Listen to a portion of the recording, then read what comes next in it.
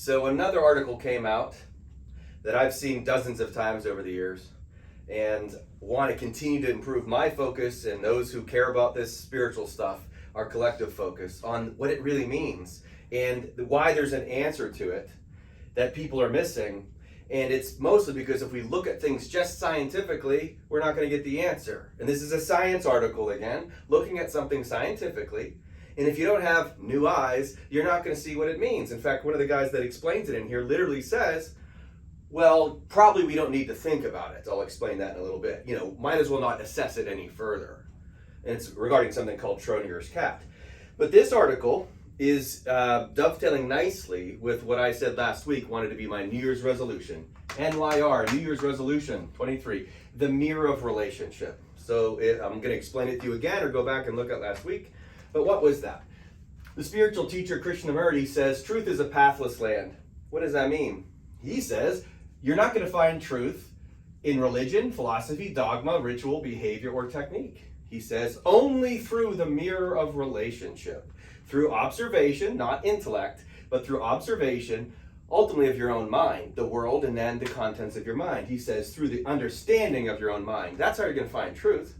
And it's not going to be done through assessing other people's behaviors and picking the right prophet. Heck, I'll show you the prophets say the same thing. It's the mirror of relationship. I happen to believe it's the most therapeutic concept in all of spiritual teachings I've ever encountered. And I'm a therapist, so I want to work on this with people this year, especially myself. So I'm so good at it. I want to be really good at it that's reflexive and automatic, like English is. If you practice the mirror, as we're going to talk about it, it's extremely effective and fundamentally important. I'm going to show you how and why that is. Maybe it'll take a whole year, but stick with me. We're going to work on it a lot, okay? So, with that in mind, I came across this article, which again, I've seen dozens of times over the years, but this one literally was released 11 hours ago. Live Science, that's a website.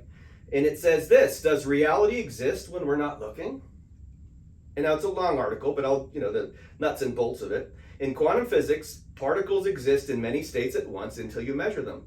Can reality really work that way? Particles existing in many places at once until you measure them. That's called superposition in the observer effect. And we're going to talk about that's how it goes, but why when we just look at it scientifically, we're not going to get the answers. The article that goes on to explain this, and I'm going to explain it really quickly. I have a couple videos online on this channel about this concept if you want to look it up. Make it nice and simple. I'll explain it again really quickly. But if we don't add the spiritual component, we're not going to be able to see it. And scientists, they don't look at things spiritually. That's not their job. We're allowed to look at things spiritually, though, and I'm about to apply it spiritually. So as you go through this article, he talks about something called the Schrödinger's cat. In Schrödinger's cat, I'm going to explain, I think that's obviously a cat, right? Or a little dog with a mustache or something, but whatever. We're going to talk about Schrödinger's cat and how it relates to your spiritual development. So thanks, Catch. Okay, so here we go. We're going to start with the nature of the world as it actually is, as our spiritual experience, and then walk it back through the science. Okay, because this is what's going on. We're spiritual beings. I draw soul blobs. I've done that for 10 years. I'm going to keep drawing them. When you see that little squiggly, circly thing, that's your soul, your spirit, whatever you want to call it. Okay, it's the eternal you. It's what you are now. It's what you will always be. But you entered into some sort of game. I drew this little field. It's a field of energy. You could call it the equals MC square field. I put 5 of the 7 colors of the rainbow in there. There's red and there's orange, there's green, there's blue, and there's purple or indigo or violet. I think those are similar colors, but whatever. That's Roy-G-Biv, right? And their frequencies, their vibrations. Equals MC squared is how everything is energy. And we, spiritual beings that we are in some sort of a system. And that system is all energy. And we interact with that system. The moment we cross this line, if you will, this threshold into the system, Genesis 2:21 comes into play. God put man in a deep sleep. Okay, that's us. We're physically here, but we're in a deep sleep. What kind of sleep are we in? Spiritual one. Because we're this, but once we enter the system of all energy and these various colors and vibrations, we fall into a deep sleep. So what I drew down here is a bunch of people representing these colors. It's one of an infinite number of variations that we experience in this game. As it says in the first verse of the Tao Te Ching, the Tao is the mother of 10,000 things. Well, it's infinite, really. And we're down here in a system, and the system is made up of vibration and color, it's frequency, it's all energy. And your spirit is right here in it right now. And as soon as you enter it, you take on a body. But, Genesis 2:21, we fall into a deep sleep. Well, in order to win the game that we're playing, we're going to have to figure that out, because we forget who we are. We've fallen asleep. The word Buddha, which came from the man Siddhartha 2,500 years ago, he had a process which is very similar to ours, and he awakened. And the word Buddha means to wake up. Well, God put man into deep sleep, and then Buddha shows us how to wake up. We're going to talk about him later. But it's the same thing as Jesus' process. Jesus was crucified. What did he crucify? The idea of the false self. The ego self, the temporary self. That thing needs to be crucified, just like it needs to be for us. And then you're resurrected, because you wake up again, and then you remember that you're a soul blob, okay? You remember that you're a spiritual being. There's the nature of all of our game. All of us are playing this, whether we know it or not. Spirit comes into this land, and then we have this experience. Krishnamurti says it's pathless, and you're not going to find it in religion or dogma or anything, because it's realization. It's only through the recognition that your spirit, that you managed to get out. Jesus calls it the narrow gate. Now, all these prophets, all of it, we're doing it right now, and if you're spiritually interested, you read stuff, you study stuff, you practice stuff. That's totally fine. That helps you with your direction. But eventually you get to this place where you recognize, you remember, or you wake up and you remember that you're a spiritual being. Okay? That's your essence. That's the game we're in. And what this is all about, maybe it's just for entertainment, maybe it's a test, a chance for advancement, maybe it's punishment, I don't know, but I know that the answer is you're gonna wake up. You have to, and that's the features of inside this game. Well, this game could be called a bunch of different things. It could be called superposition game, okay? Because that's the science that I just read to you. That does the world exist if no one's there to look at it? What does that mean? Well, I judge through vibrations here, okay? Well, when we don't experience vibration, we experience them, we don't see the vibration, we see these bodies. And we see physical stuff, we see this thing, we see erasers and pens, we see that, but it's really just vibration. Where did they figure this out? How did they figure this out? Well, we're used to thinking of atoms being electrons orbiting a nucleus, but we've known for 100 years that's not what's going on. The electron is actually in an infinite number of places at the same time. It's in all the places in an orbit, not just one. So there's a 2.3% chance that an electron will be here, a 13.7% chance it'll be here, 55% there, whatever. But when scientists go to look to see where the electron is, it shows up in one place. They've long since determined it's in all of those places, but when you intersect or interact with the atom, it then shows up in one place. That's known as collapsing the wave function. And what that means ultimately is that it doesn't exist in a finite way until you interact with it. Well, this teeny tiny thing, explode that 100 billion times or whatever into this drawing. Because all of this up here is electrons and atoms and protons, neutrons, all that kind of stuff. It's all vibration, it's frequency, and it's energy up there too. And it's also probability. And we're living in this world of probability. It's all superposition. When the scientists were studying that this is the way the world works, that there's not just a world, there's potential worlds. We're living in a world of infinite possibilities, but that also means infinite potential worlds. As you've probably heard before, there's another variation of you living, right now, stayed at home, right? Or there's a variation of you sitting in that chair and you're sitting in that chair, and all the way on, we could have sat in, isn't it possible if you showed up like 1 minute earlier, you'd be sitting there? Okay, so these all exist in infinite potentials, okay? And that means those worlds actually exist. And when the scientists started to talk this way, one of them, named Erwin Schrödinger, came up with this idea that, well, wait a minute. He thought it was a stupid thing. He thought, there's no way the world could be like this. And he described what's known as Schrödinger's cat. He said, if this is the world that we're living in, and that each of us as observers collapse the wave function, and then we end up experiencing a physical world because of the way we interact with it, then I could put a cat inside of a box with a poison in there, in which there's a 50% chance the poison will be released or not. And if the poison's released, it kills the cat. And if it's not, it won't. And prior to opening the box, Schrödinger said the cat must be both alive and dead. Does that make sense to your intellectual ego mind, that you could have a cat in a state of both alive and dead at the same time? Schrödinger thought not. And if you think of it objectively using your ego mind, and your ego mind is your flesh mind or your lower mind or your temporary mind, you're going to be like, that's stupid. How could a cat be both alive and dead at the same time?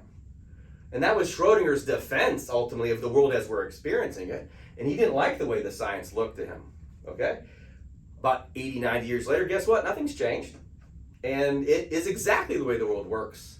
Schrödinger, however, just didn't like the way it seemed to present the science. And yet, we live in this type of world all the time, okay? I'm going to give you several examples of it. It's Schrödinger's cat all the time. And it's the superposition of things all the time. And it's going to connect to Krishnamurti. And we'll do that in the ultimate game we're playing. We could call this the Earth game. Because you come into this world as a spiritual being, you experience a bunch of stuff, and then you interact with it, and you say something about it all the time. Usually along the lines of, this is good, and this is bad. Simple enough. I really like this, I really hate that. And as you continue to interact with the world, and you take that with you, you keep taking, I like this and I don't like this, to the experience you're having, you're going to get different experiences. The cat is both alive and dead for very specific reasons, because there's infinite variations of what you might experience yourself. If you always look at the world one way, you're going to get a certain set of experiences. If you look at the world a different way, you're going to get another set of experience. And there's a wide array of experiences in between. We live this all the time. We should just call this game hide and seek. You know, Jesus' best advice ever, seek and you'll find. He's not talking about your car keys, although that's a good idea. He is talking about the fact that once you get inside this game, your eternal love, you're a spiritual being, seek that, you'll find that. Seek love, you'll find it. Seek hate, you'll find that. You'll also get a bunch of different experiences, okay? So we live superposition all the time, and here I have a little example, a couple of them. So I have two cars headed towards each other. Are they going to crash? Can you tell if they're going to crash into each other? You can't tell, can you, based upon what I've showed you? Now, could those cars crash? Yes. Could they miss each other? Yes. Could they sideswipe each other? Yes. Right? Could a third car intervene? Sure. I mean, they're all possible. They haven't crashed yet. What increases the likelihood of cars crashing into each other? Certainly if you're distracted, you know, a second before this car comes onto the scene, if you look down at your phone, you just increase the likelihood, right? True? And what if you're so focused, you always do 10 and 2, and you're always watching the road, right? And you're focused. Can you decrease the likelihood of a car accident? Of course you can. At any given state, the world's in a certain probability. You may or may not have a car crash. You may or may not make a free throw. Is this guy going to make this free throw or not? Well, is he distracted by all the fans in the background, right? Or the booing or the cheering? Does he think about, like, while he's dribbling and going to shoot, like, man, I hope I turned off the oven at home, you know? That could distract him. If he's nervous about everybody's going to be mad at me if I miss it, he might be less likely to make it, right? And don't we measure free throws by probabilities? A good free throw shooter makes it about 90% of the time. It doesn't make it all the time, but it's a probability. Our lives are always probabilities, no matter if you're paying attention or not. You're always dealing with probabilities. You may or may not have a headache tomorrow. Can you affect that today based upon certain things you think and do? Of course. We're always doing this. This is a game we're always playing. In fact, superposition is so obviously a game, we literally play video games all the time to back this up. Is Pac-Man going to get eaten or killed by the ghost, or is he going to eat or kill the ghost? Based upon what I drew, you can't tell. But if you come across a ghost and you're playing Pac-Man, and the ghost, and you're not paying attention, and the ghost is actively ready to try to kill you, and you're not paying attention, what's going to happen? You're going to go right into the ghost. Or you could see the ghost is coming, you could turn around and go the other way. We know that inside video games there's code. I've just drawn the code for you here. And it's what the article is saying. You're living in a world that doesn't exist until you interact with it. Okay? In 5 seconds, this is going to be in my right hand or my left hand. It's about a 50% probability, although it's probably a little higher since it's in my right, but now it's in neither hand. That was an option as well, wasn't it? Okay. So this could have been anywhere. It could have been in your hand. See? Those are probabilities, and if you weren't sitting here, I wouldn't have handed it to you, right? They all existed 10 seconds ago. Each of those things was a potential. It was in code somewhere, and this universe is big enough to include codes of all variations. Got it? Meaning everything can happen, everything might happen, but you could influence the probability of whether or not it happens. You can influence the Pac-Man game, your free throw shooting, the way you drive. Yeah, the cat's alive or dead. Okay? From your perspective. I've heard it said before, well, what about from the perspective of the cat? Well, guess what? That's not your experience. You're not being the cat, are you? Pay attention to your experience. And sure enough, one day you'll open up the box or one moment and the cat's alive or dead. Or you'll car accident or not, free throw made or not, Pac-Man dies or not. If you pay attention to it, here we have this game and what this is all about.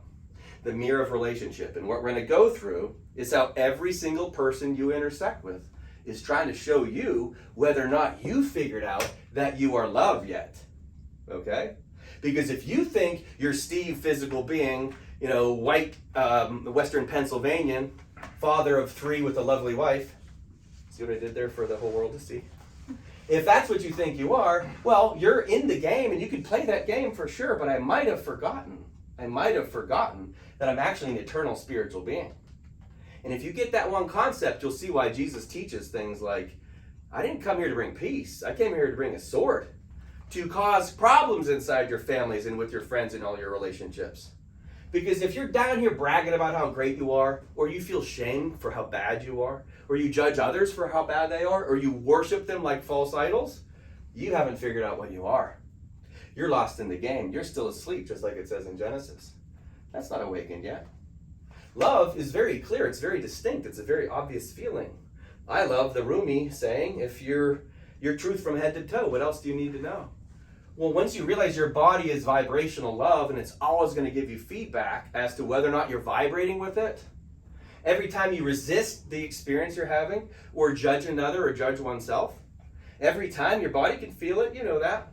Its vibrations are off. But every time you get into the flow of love, you get into the Tao of things or the Zen of things, when you're being love, as it says in 1 John, God is love, you're made in God's image, you are love. Once you know that, that's a completely different experience. When I'm in a flow state, I can make the free throws and I'll probably avoid car accidents, but it's random sometimes in the physical world. It's not a guarantee. But in the spiritual game down here, I have the answer to this. You're playing a game in which you are love at the beginning, you're love at the end, you're love in the middle. You just forgot it. You're always going to be this love, Alpha and the Omega.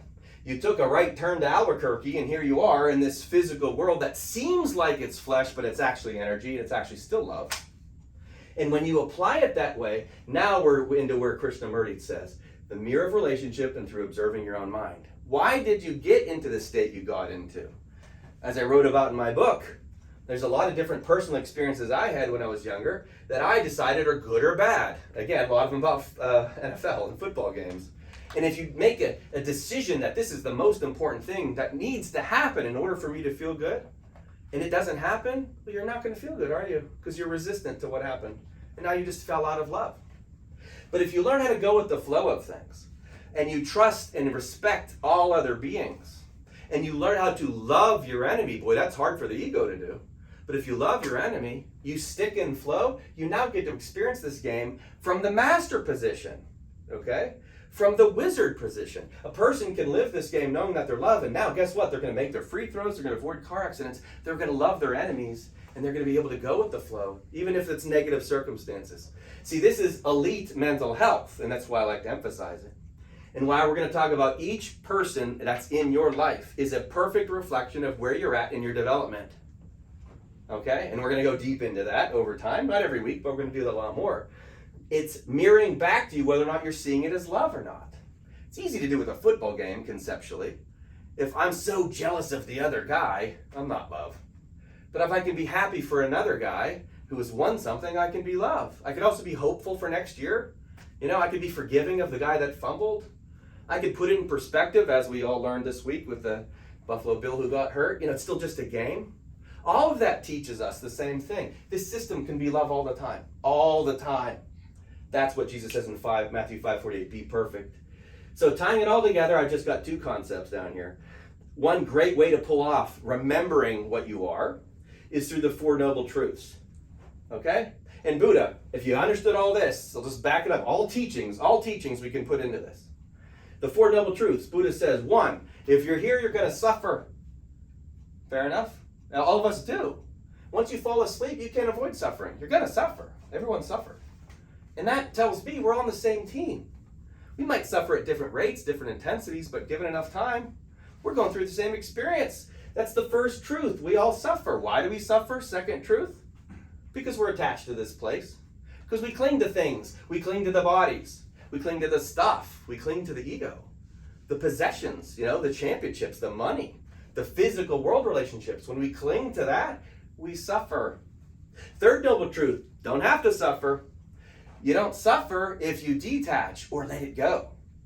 Okay? If you let it go, and it doesn't mean quit. Again, if anything, you feel more love, more connection, more meaning once you realize it's just a game, because you can drop the fear.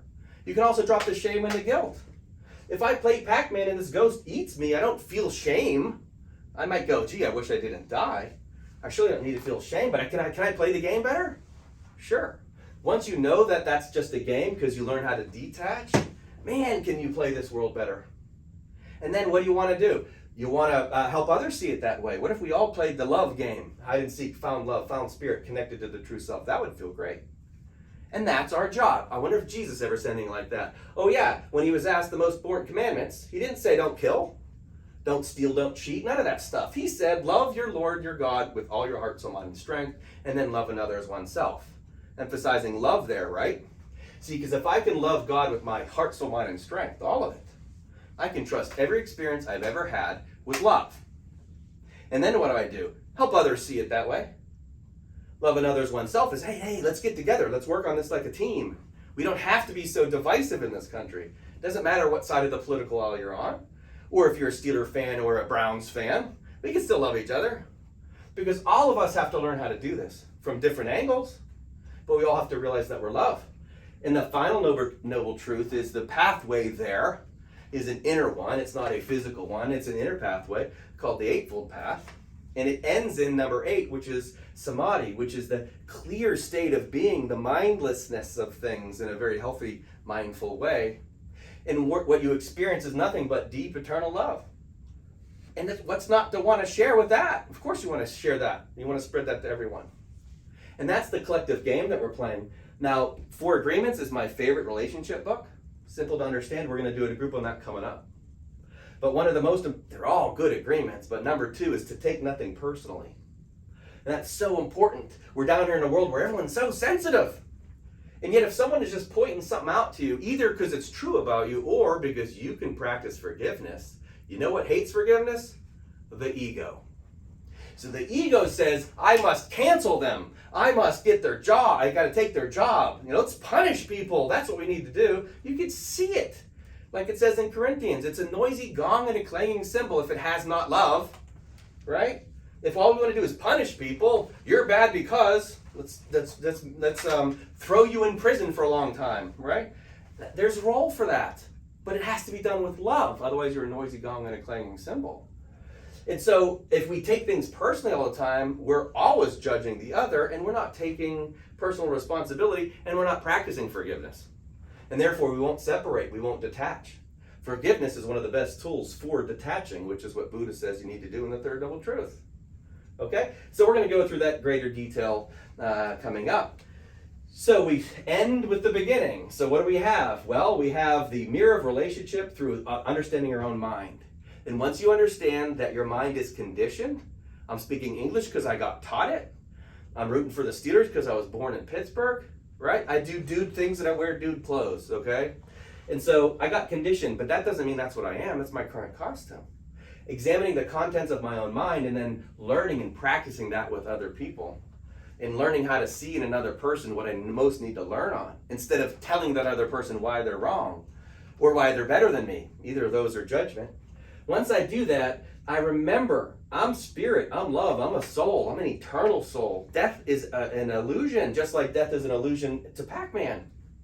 On the Pac-Man level, Pac-Man's dying, but he's just code. Our bodies are just code. We're interacting with this field of superposition to have an experience of love. And once you remember that, you go back to remembering what you were. You're spirit, you are love, you are a soul having an eternal, you're going to end up in an eternal place. Okay? We call that heaven a lot. In order to get there, Matthew 5:48, you must be perfect. And being perfect is residing in love all the time.